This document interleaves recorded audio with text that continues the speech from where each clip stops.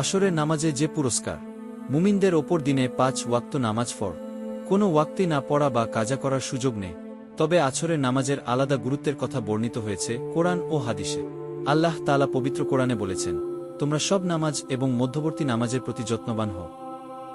সূরা বাকারা 2-3 এখানে মধ্যবর্তী নামাজ বলতে আসরের নামাজকেই বোঝানো হয়েছে, কারণ এই নামাজের আগেও 2 ওয়াক্ত নামাজ রয়েছে, পরেও 2 ওয়াক্ত নামাজ রয়েছে।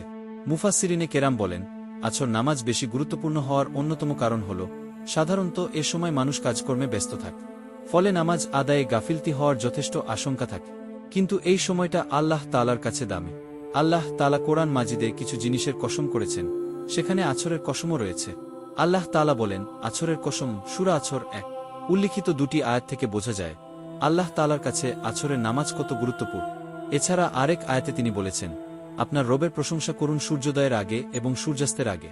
সূরা তহা 130 এই আয়াতে সূর্যোদয়ের আগে মানে ফজর এবং সূর্যাস্তের আগে মানে আসর, এই 2 নামাজের গুরুত্ব তুলে ধরা হয়েছে। এছাড়া হাদিসে এই নামাজের বহু ফজিলত বর্ণিত হয়েছে। আবু হুরায়রা থেকে বর্ণিত রাসূলুল্লাহ বলেন, ফেরেশতারা পালাবদল করে তোমাদের মধ্যে আগমন করে, একদল দিনে একদল রাতে। আসর ও ফজরের নামাজে উভয় দল একত্র হয়। তারপর তোমাদের মধ্যে রাত যাপনকারী দলটি যখন উঠে যায়, তাদের প্রতিপালক তাদের জিজ্ঞাসা করেন, আমার বান্দাদের কোনো অবস্থায় দেখে এলে? অবশ্য তিনি নিজেই বান্দাদের ব্যাপারে সর্বাধিক জ্ঞাত। জবাবে ফেরেশতারা বলেন, আমরা তাদের নামাজরত দেখে এসেছি। আমরা যখন গিয়েছিলাম তখনও তারা নামাজরত ছিল। সহিহ মুসলিম 632।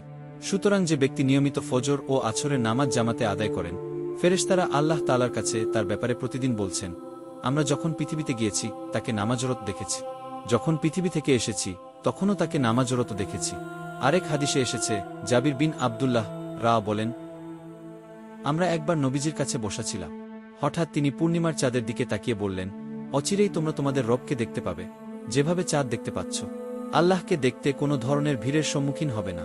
যদি এই নিয়ামত লাভ করতে চাও, তাহলে সূর্যোদয় ও সূর্যাস্তের আগের ফজর ও আসর নামাজের প্রতি যত্নবান হও। সহিহ বুখারী 4851। পূর্ববর্তী উম্মতদের ওপরও এই নামাজ ফরজ ছিল। আবু বাশরা গিফারি বলেন, একবার রাসূলুল্লাহ মুখাম্মাস নামক স্থানে আমাদের নিয়ে আসরের নামাজ আদায় করলে এবং বলেন, এই নামাজ তোমাদের পূর্ববর্তী উম্মতগণের কাছে পেশ করা হয়েছিল, কিন্তু তারা এর মর্যাদা রক্ষা করেন। যে ব্যক্তি ওই নামাজ যথাযথ আদায় করবে, সে দ্বিগুণ সওয়াব পাবে। তার আসর পর শাহিদ উদয়ের পূর্ব পর্যন্ত আর কোনো সালাত নেই। শাহিদ অর্থ তারকারাজ। নাসাই 521। অবশ্য আসরের নামাজের ব্যাপারে শুধু ফজিলতই নয়, হাদিসে ধমকিও এসেছে। নবীজি বলেছেন, যে ব্যক্তি আসরের নামাজ ছেড়ে দিল, তার আমল নষ্ট হয়ে গেল। সহিহ বুখারী 553। আব্দুল্লাহ ইবনে উমর থেকে বর্ণিত, আল্লাহর রাসূল সাল্লাল্লাহু আলাইহি ওয়াসাল্লাম বলেছেন, যদি কোনো ব্যক্তির আসরের নামাজ ছুটে যায়, তাহলে যেন তার পরিবার পরিজন ও মাল সম্পদ সবকিছুই ধ্বংস হয়ে গেল। বুখারী 552। আল্লাহ তাআলা আমাদের আসরের নামাজ সহ 5 ওয়াক্ত নামাজের ব্যাপারে যত্নবান হওয়ার তৌফিক দান করুন।